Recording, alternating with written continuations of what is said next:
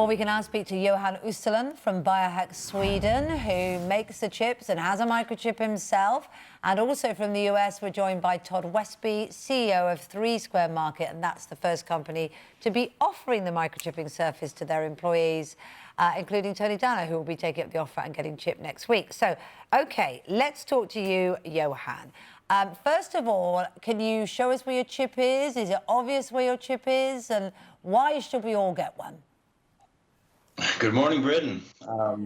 Well, one of my chips are embedded right here in the Fletcher part. Hold it up a bit higher. Hold it up a bit higher. Hold your hand. Oh, OK, OK. Yeah. Lovely, lovely. Yeah, right, And got it. I got to start by raising the question of the privacy issue, because you're really not more traceable or trackable or visible than you are with your keychain with a key fob on it. So, I mean, your phone is an active GPS, which is basically grown into your hand anyway. So that's where the privacy issues lie. Although if you want to go on holiday and you switch your phone off and you leave it in your bag for 2 weeks, then you are completely free of being traced or being hassled or anybody knowing what you're doing, surely. And the idea of it being in your hand, I mean, it's fine. I mean, not fine for me at all, but if you were at work and I could see, you know, what you'll say, I mean, I can't bear the idea of it, I'll have to be honest about it, Jowan. But if you're in your private time, lots of people are saying, how on earth is it ethical for your employer to know what you're doing, either in your spare time or when you're off sick or when you're on maternity leave? Yeah, I don't think you understand the technology. No, I don't. Do explain. You're as traceable with your keychain, literally, or with your Visa card. If you say something is unhackable, you're gonna attract a certain kind of attention. So, I mean, everything's hackable. The thing is, though, if you have something physically on your person that can speak digitally, your identity would instantly be returned, because you can, in an instant, prove that this is, in fact, me. Okay, and I can prove it both analog and digitally. Fascinating. I mean, it is absolutely fascinating, Jowan. Todd Westby, who's a boss of a company over in America, and Tony Danner, who is your willing victim, I understand. Good morning to both of you from Minnesota this morning.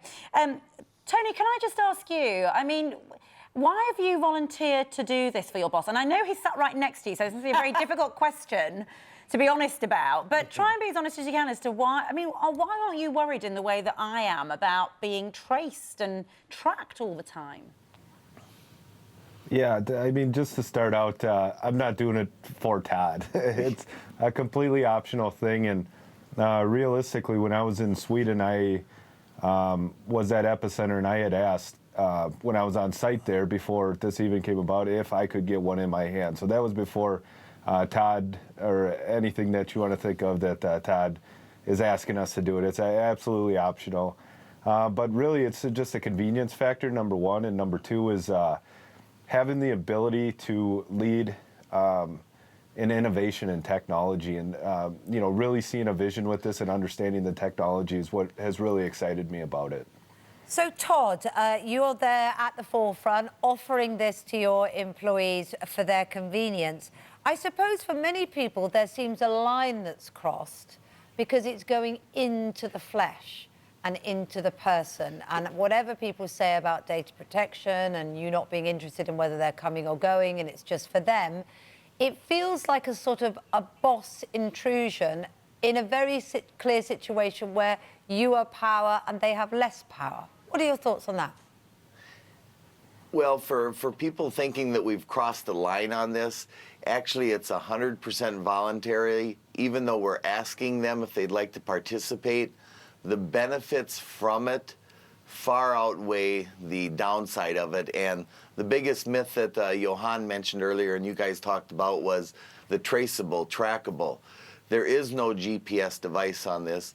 It does not transmit any data greater than approximately 6 inches away.